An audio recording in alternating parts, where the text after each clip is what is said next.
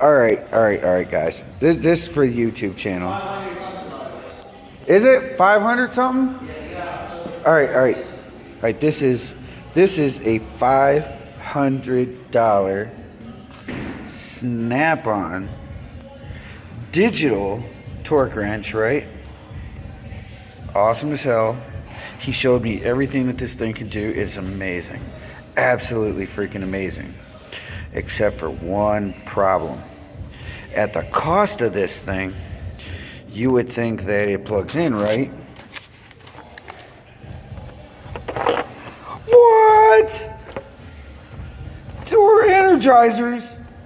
What? You mean you gotta buy batteries for it? What the hell?